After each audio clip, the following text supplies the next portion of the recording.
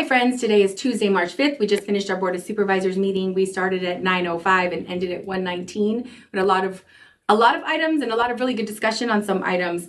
I want to give you some updates. The first thing that's coming up this weekend is the Festival of Books. This year is it's March 9th through the 10th at the University of Arizona. The Pima County Library, Nuestros Raíces, and Many Nations teams will host 10 panels with 27 brilliant Latinx and Indigenous authors at the festival.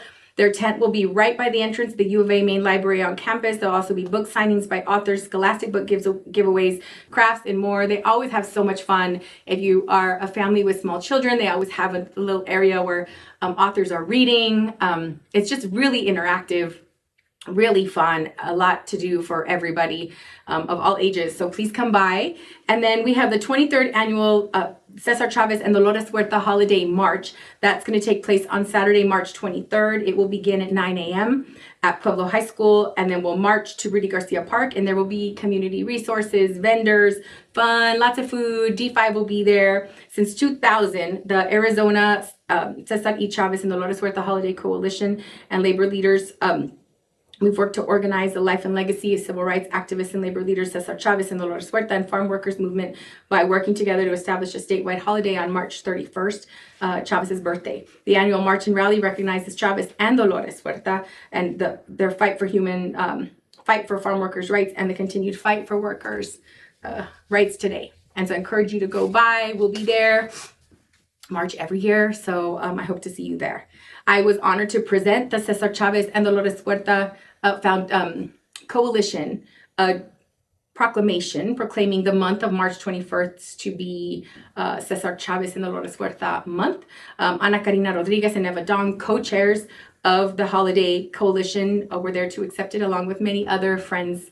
It was really great. The march will be on the 23rd, and I hope to again remind you that it's 9 a.m. at Pueblo High School. We'll start there. We had 29 speakers. The majority of speakers spoke on the Mosaic Quarter. I'll give you more information about that. We addressed item number 41. So this meeting, we went kind of all over the place. And so I apologize if you were trying to follow along or if you try to follow along now, because we had a lot of people there for specific items and we're trying to address those items as quickly as possible. We addressed and passed 4.1 a new ordinance that will fine gun owners up to $1,000 for failing to report a lost or stolen gun. This ordinance is designed to reduce the at least 100 crimes within this last year tied to a straw purchase, which is essentially somebody committed by people who are prohibited from owning a gun. So a straw purchase is essentially, I have a gun, I'm a licensed owner, I sell it to you. You're a person who's prohibited from having it. Right now, there are very little consequences that are happening for that. And Pima County is really limited on what we can do because of Arizona state law, but I was glad to support this small step in keeping our community a little safer. And so we had Moms Demand Action there and many activists there supporting this, and I was glad to do that. And that item passed 4-1.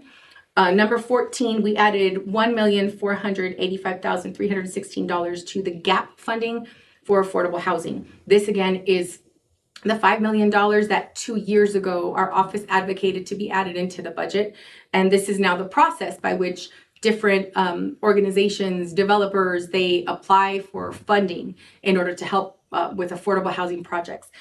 This amount will be deducted from and hopefully temporarily deducted from next year's fiscal year of $5 million allocation.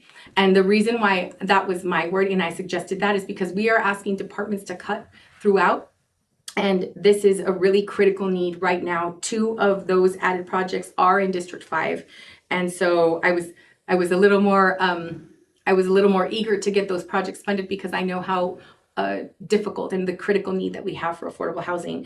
And so like we've done with other things, we front loaded the funding, and I'm hoping that our contingency money and carry forward will allow us to put that almost $1.5 million back into the $5 million allocation.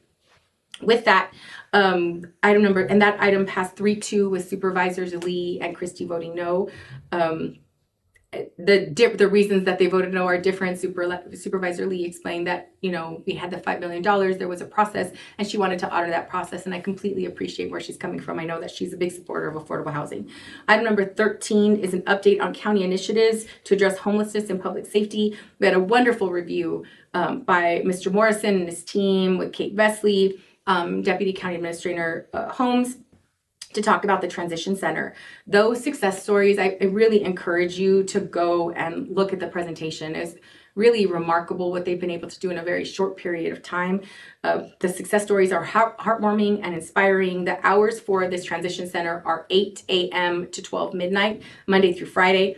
There are 2 positions that are funded by city funds. One of them was just filled with a person who is right now going through training. So once those 2 positions are fully funded, we'll be able to extend those hours over the weekend, which I think is going to be really critical, because as we know, releases out of the county jail happen 24/7. One of the things that I really thought was very inspired is they have these envelopes where the detainees can put all of their paperwork as they're leaving, so it keeps it convenient in one location. But here is all of the information about the transition center. So even if the transition center is closed when someone is released, they can always come back and access these services. And I think that's really important. And people are walking in and asking for help and support from the transition center. And the team is just incredibly motivated, and they're really doing a remarkable job. So I was really happy to get that update.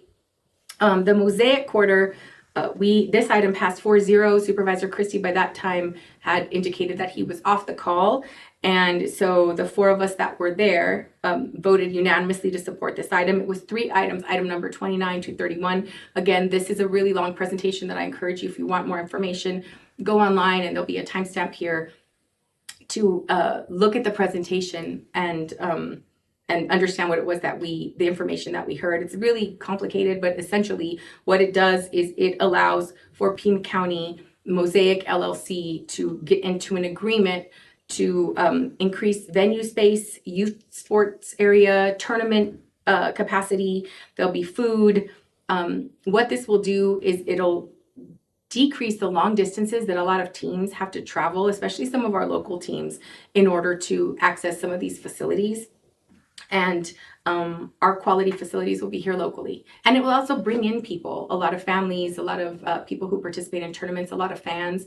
That will increase our base of people coming into our community, spending their tourist dollars and enjoying all of the beauty that we have here in Pima County and bringing in millions in revenue. There's always a risk for these projects, but based on the comprehensive and really across the board support that came to speak to the call to the audience, I think that it's important that we move forward in that direction. And that was a unanimous vote. A couple items that were pushed to another meeting, I wanted to highlight them. For our next meeting, we'll be discussing again the IGA, the intergovernmental agreement with the city of South Tucson regarding fire. That's something that is going to come back. And then the second one was the board policy change on vacancies. There was some need for clarification on that one, and that one will be coming back. And the adult detention blue ribbon committee, that item was pushed to our meeting April 2nd.